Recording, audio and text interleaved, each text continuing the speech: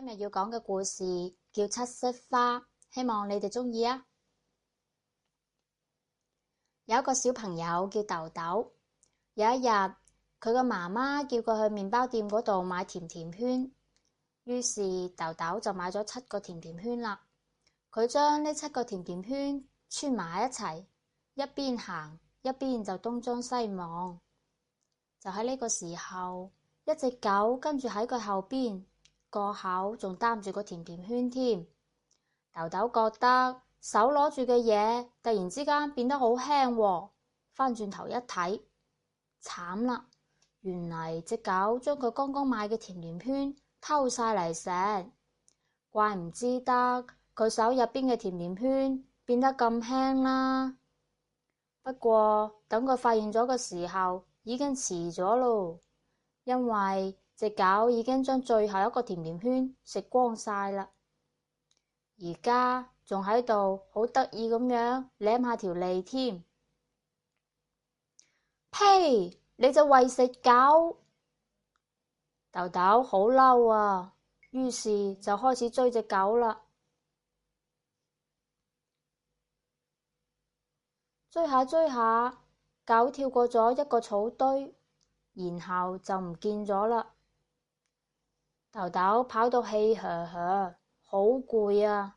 等佢停低一睇，慘啦！豆豆發覺自己顧住追隻狗，嚟到咗一個完全陌生嘅地方，周圍全部都係樹，而且連一個過路人都冇。豆豆先知道自己蕩失咗路啦，佢急到馬上喊咗出嚟。呢個時候，唔知喺邊度行咗個老婆婆出嚟喎，佢細細聲咁問豆豆：小朋友，你點解喊啊？於是豆豆就將自己掛住追隻狗追到蕩失路嘅事講咗俾婆婆聽啦。婆婆覺得豆豆真係可憐㗎啦，於是就對豆豆講啦：小朋友，唔好喊啦，等我嚟幫你啦。我呢度有咗7色花，佢可以幫你實現願望㗎。你可以叫佢幫你做乜都可以㗎噃。雖然你鍾意行路嗰陣東張西望，呢個唔係一個好習慣嚟。不過我知道你仲係個乖嘅小朋友。而家我將呢朵神奇嘅7色花送俾你啦。老婆婆啱啱講完，一朵五顏六色嘅7色花就好似隻小鳥咁樣飛到咗豆豆嘅手入邊啦。哇，好靚啊！呢朵7色花有7片透明嘅花瓣，每片花瓣嘅顏色都唔一樣㗎，有黃色、紅色、藍色、綠色、橙色、紫色同青色。豆豆從嚟都未見過啲咁靚嘅花㗎。老婆婆又同豆豆講啦：呢朵唔係一朵普通嘅花嚟㗎，佢係一朵神奇嘅7色花。你想要咩嘢，只要撕一塊花瓣落嚟，然後將佢掟出去，對住佢講：飛啦飛啦，花瓣，你聽我講，照我講嘅做啊。然後你再講出嚟你要乜，佢就馬上會幫你做㗎啦。豆豆聽老婆婆講完，馬上就唔喊啦。等佢同老婆婆要講多謝嘅時候，老婆婆就唔見咗啦。呢個時候，豆豆諗起佢應該要返屋企啦，唔係媽媽肯定會擔心死啦。但係佢要點返屋企呢？佢完全都唔識路啊。於是豆豆又急到喊啦。豆豆一個人喺度喊啊喊，喊到好傷心嘅時候，佢突然之間睇到咗手中嘅7色花，然後佢諗起咗老婆婆講嘅嘢，於是豆豆馬上撕咗一塊黃色嘅花瓣落嚟，將佢抌咗出去，然後就對住黃色嘅花瓣講啦：飛啦飛啦，小花瓣啊，你聽我講啦，照我講嘅做啊！我想帶住我個甜甜圈即刻返屋企啊！豆豆剛剛講完，發現自己已經返到咗屋企門口咯喎，手裏邊仲攞住佢啱啱買好嘅甜甜圈添。豆豆將甜甜圈交俾媽媽，心入邊就諗啦：哇，呢朵神奇嘅花好犀利啊！我要將佢插到最靚嘅花樽入邊先得。但係花樽放喺書架上邊最高嗰層喎，豆豆唔夠高去攞個花樽落嚟，於是豆豆就企上張凳嗰度，掂起隻腳，伸手去攞個花樽啦。砰！豆豆唔小心將成個花樽打碎晒，豆豆打碎咗媽媽最鍾意嘅花樽，點算呢？呢個時候佢馬上就諗起咗七色花啦。豆豆即刻撕咗一片紅色嘅花瓣落嚟，然後就將佢抌出去，對住塊花瓣講啦：飛啦飛啦，小花瓣啊，你聽我講啦，照住我講嘅做啦，你叫花樽恢復到原先咁樣咁靚啦。豆豆剛剛講完，剛剛俾豆豆打碎嘅花樽又好地地咁樣放返喺原先嘅地方咯喎。今次豆豆再都唔夠膽去摸個花樽啦，於是就帶住神奇嘅七色花行咗出去花園嗰度。喺花園度呢，佢見到好多男仔嘅小朋友喺小木板上邊玩去北極嘅遊戲喎。於是豆豆就行過去同佢哋講啦：可唔可以同埋我一齊玩啊？我又想玩。但係班男仔小朋友唔肯同豆豆一齊玩喎，佢哋同佢講：我哋唔帶女仔去北極㗎。豆豆聽咗好嬲啊！哼，有咩咁巴閉喎？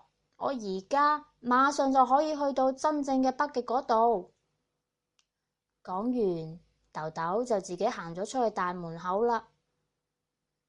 佢喺神奇嘅七色花上邊撕咗一塊藍色嘅花瓣，掟咗出去，然後對住花瓣講啦：飛啦飛啦，花瓣啊，你聽我講啦，照我講嘅做啊，我要馬上去到北極嗰度玩。豆豆剛剛講完，忽然之間一陣大風吹過嚟，太陽唔見咗喎。眼前變成黑麻麻咁樣一片，好得人驚啊！豆豆仲係着住夏天嘅裙仔、涼鞋，孤零零咁一個人到咗北極。嗰度好凍啊，周圍都係冰雪。豆豆覺得自己凍到好似支雪條咁啊！媽媽媽媽，我快凍死啦！媽媽媽媽，快啲嚟救我啊！我要返屋企。豆豆覺得又凍又驚，急到喊咗出嚟，但係眼淚一流咗出嚟，馬上就結冰啦。豆豆即刻用凍僵嘅手指捉起嗰朵七色花，撕咗一塊綠色嘅花瓣掉咗出去，然之後大聲咁樣對住花瓣講啦：飛啦飛啦，花瓣，你聽我講啊，照我講嘅做啦，我要即刻返到花園嗰度啊！豆豆剛剛講完就返到咗花園啦。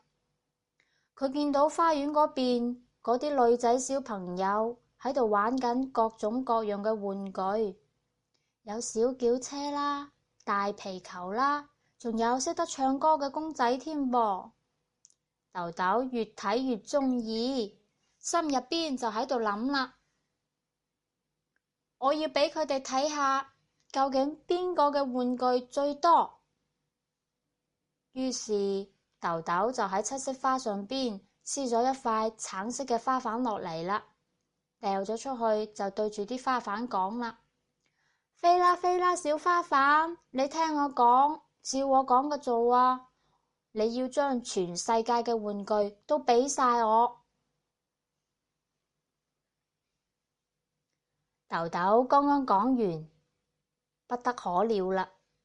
啲玩具由四面八方飛晒過嚟豆豆嗰度，好多好靚嘅公仔飛過嚟啦，一大堆大卡車、小轎車，嘟嘟嘟嘟咁樣開晒過嚟喎。仲有數唔清嘅花皮球，乒乒乓乓咁樣飛過嚟，仲有啲單車仔、飛機、坦克、積木，好多好多嘅玩具全部都飛晒過嚟，將大街、花園同間屋都堆滿晒啦，一直堆到咗屋頂上邊啦。但係啲玩具仲係繼續堆啊堆，一直唔停咁樣有玩具堆過嚟噃，嚇到豆豆揞住個頭就大聲咁樣喊啦：夠啦夠啦！不過雖然豆豆好大聲咁樣又喊又叫，但係完全都冇用喎，啲玩具仲係由四面八方咁樣湧晒過嚟。呢個時候，豆豆即刻撕咗一塊紫色嘅花瓣抌咗出去，就對住花瓣講啦：飛啦飛啦，花瓣啊，你聽我講啊，照我講嘅做啦，你叫所有嘅玩具都即刻返返去佢哋原先嘅地方啦。於是所有嘅玩具馬上就唔見晒啦。豆豆望咗下七色花，呢個時候七色花剩低一塊花瓣啦。唉，我將6塊花瓣都用完啦，但係一啲都唔開心嘅，好可惜啊！我就咁樣浪費晒啲花瓣啦。最後一塊花瓣，我一定唔可以隨便亂用噶。豆豆一邊行就一邊諗，好快就行到咗去大門口啦。豆豆見到一個男仔坐喺門前嘅板凳上邊，佢塊面又圓又白，又有一雙好大好明亮嘅大眼睛，好靚噶。豆豆好鍾意佢啊，就行咗過去問啦：小朋友，你叫咩名啊？我叫威仔啊，你又叫咩名啊？我叫豆豆啊，我哋一齊玩捉迷藏嘅遊戲啊，好唔好啊？威仔皺起眉頭，搖下個頭，話唔得，因為我隻腳有病啊，只可以坐住喺度。雖然我真係好想好似其他朋友咁，可以跑得好快啊，不過我知道我嘅願望冇辦法實現噶啦。我驚住，我諗成世都係只可以咁樣坐住喺度噶啦，咁咪好可惜咯。豆豆同情咁樣望住佢，忽然之間，豆豆諗起咗神奇嘅七色花啦。佢好小心咁樣將七色花由衫袋入邊攞咗出嚟，然後將最後一塊青色嘅花瓣撕咗落嚟。佢睇咗睇，又聞咗聞，然後就鬆開咗手指，用最好聽嘅聲音對花瓣講啦：飛啦飛啦，花瓣啊，你聽我講啊，照我講嘅做啦，你幫威仔恢復健康，等佢可以跑啦。講完，威仔就可以開心咁樣由張木凳跳咗起身，拉住豆豆嘅手開始跑啦。威仔變得又活潑又健康，佢跑得好快啊，連豆豆都追唔到喎。佢哋跑啊跳啊，兩個人玩到好開心啊。